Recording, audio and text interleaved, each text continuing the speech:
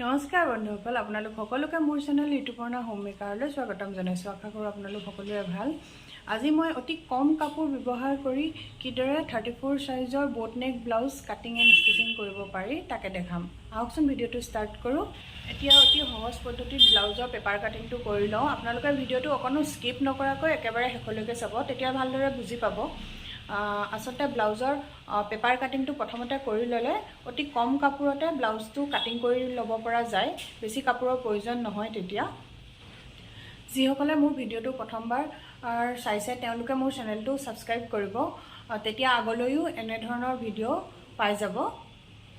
তেনেহ'লে আহকচোন কাটিংটো ষ্টাৰ্ট কৰোঁ। এইটো হ'ল ব্লাউজৰ পিচটো। ইয়াৰ লেন্থ হ'ল 74 বা 75 মান হ'ব, 75 চেণ্টিমিটাৰ।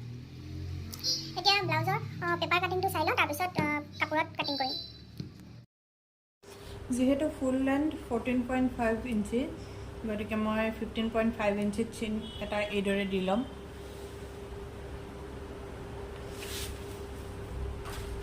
আৰু আঁচ এডাল পাৰি ল'ম। আঁচ এডাল পাৰি চিধা কৰি ল'ম এইদৰে। এতিয়া চোল্জাৰ হ'ল 6.5 ইঞ্চি, এইদৰে এটা চিন দিলোঁ। আৰ্ম হোল হ'ল 6.5 ইঞ্চি, এইদৰে চিন এটা দিলোঁ। চেষ্ট, এতিয়া এই দুটা পইণ্ট চোল্জাৰ আৰু আৰ্ম হোলৰ এই পইণ্ট দুটা এনেদৰে আঁচটানি সমান কৰি ল'লোঁ। এতিয়া চেষ্ট হ'ল 34 ইঞ্চি আৰু তাৰ চাৰিভাগৰ এভাগ হ'ল 8.5 ইঞ্চি। এইদৰে এটা চিন দি লওঁ আৰু আঁচটানি সমান কৰি ল'লোঁ এইডোখৰ।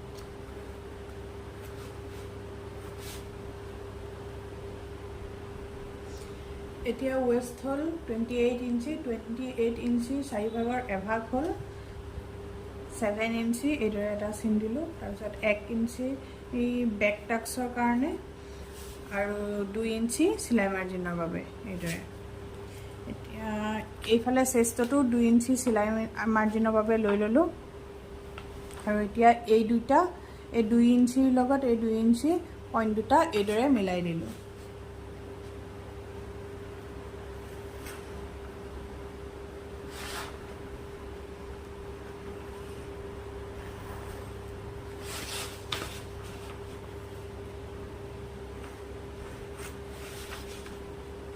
ইঞ্চ 1.2 ইঞ্চিত এইদৰে চিন এটা দি আৰ্ম হোলৰ শ্বেপ দি ল'ব লাগিব। এইদৰে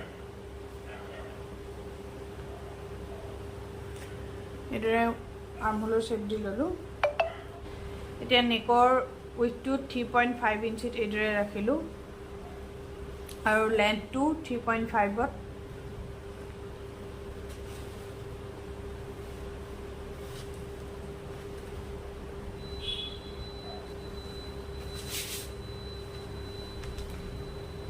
এইদৰে ৰাখি এতিয়া নেকটোৰ শ্বেপ এইদৰে দি ল'ব লাগিব।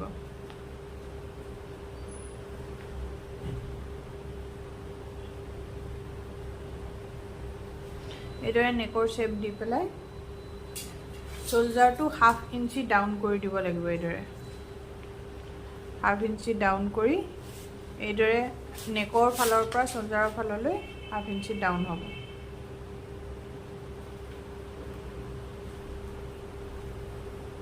ডাউন হ'ব। এতিয়া এই গোটেই পিচটো কাট কৰি ল'ব লাগিব।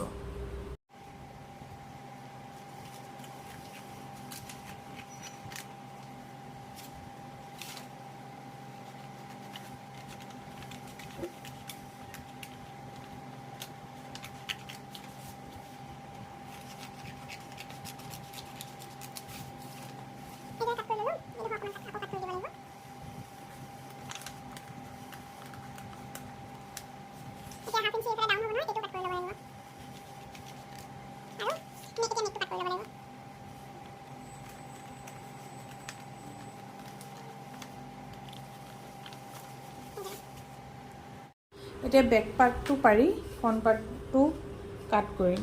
এইদৰে বেক পাৰ্টটো পাৰি ল'ম।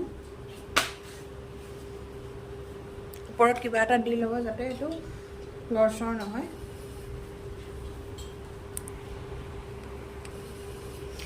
এতিয়া চেষ্টৰ ফালে 1 ইঞ্চি বহাই দিম এইদৰে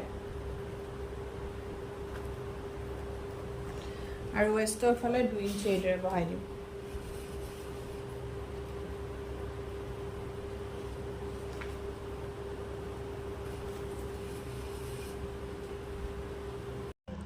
এতিয়া বেক পাৰ্টটো যেনেদৰে আছে এই গোটেইটো তেনেদৰে ড্ৰ কৰি ল'লে বেছি সুবিধা হয় গতিকে বেক পাৰ্টটো প্ৰথমতে ড্ৰ কৰি ল'ম এই পাৰ্টটো বেক পাৰ্টটো এইদৰে পাৰি গোটেই পাৰ্টটো আঁকি ল'লোঁ আৰু অঁতৰাই দিলোঁ এইফালে 1 ইঞ্চি বহাই লোৱা আছে আৰু এইফালে 2 ইঞ্চি এক্সট্ৰাকৈ বহাই লোৱা আছে আৰু এই দুইটা পইণ্ট জইন কৰি ল'ম এয়া মই জইন কৰি ল'লোঁ এতিয়া ইয়াত বেষ্ট পইণ্টটো হ'ল 9.5 ইঞ্চি আৰু এইফালৰ পৰা ল'ব লাগিব 3.5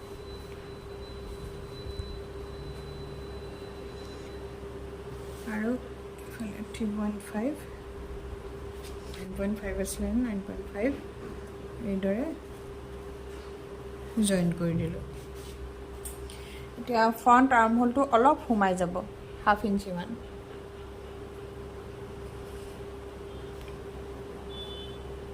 এইদৰে অলপ সোমাই দিলোঁ মানে 1 ইঞ্চি মান প্ৰায় 1 ইঞ্চি মান সোমাই দিলোঁ এইদৰে এতিয়া এই পইণ্টটোৰ মাজেদি যাব এইদৰে চেপ দি ল'ব লাগিব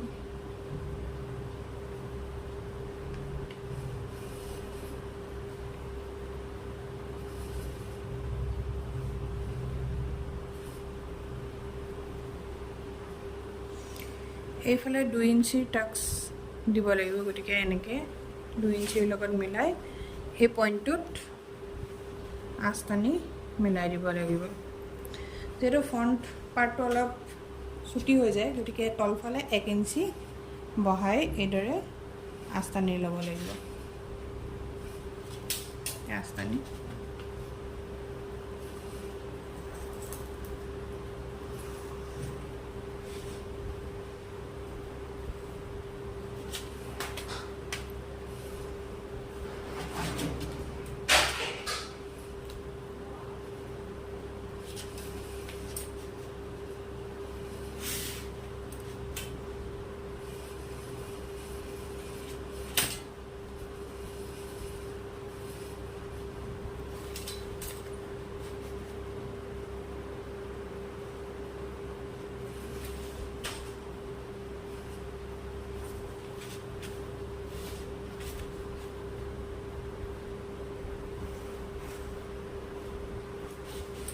এইদৰে এতিয়া এই পাৰ্টকেইটা কাট কৰি ল'ম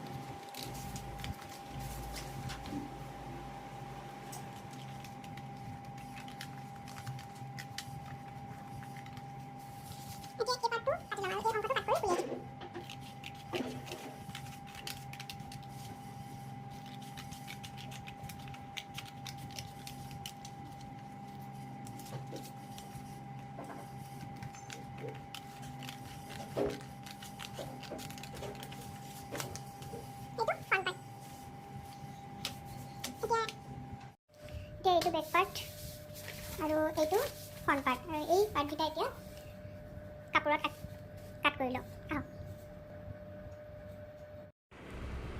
এইদৰে লাইনিংটোৰ ওপৰত পেপাৰ কাটিংবোৰ পাৰি এইদৰে চিন দি ল'লোঁ আৰু এতিয়া কাট কৰি ল'ম এইটো বেক পাৰ্ট আৰু এই ফ্ৰণ্ট পাৰ্ট এই দুটা ৰেডি কৰি ল'লোঁ এতিয়া ইয়াৰ মতে এইটোত মেইন ফেব্ৰিকটোত কাট কৰি ল'ম এইদৰে ব্লাউজৰ মেইন ফেব্ৰিককেইটাও কাটি ল'লোঁ এতিয়া স্লিভছ কাটিঙৰ বাবে এই কাপোৰটো থাকিলে ইয়াতে স্লিভছটো কাটি ল'ম ভাল যিহেতু কাটিঙৰ ভিডিঅ'টো যথেষ্ট দীঘল হৈ গ'ল গতিকে আজিলৈ ইমানতে সামৰিলোঁ নেক্সট পাৰ্টত ষ্টিচিঙৰ ভিডিঅ'টো দিম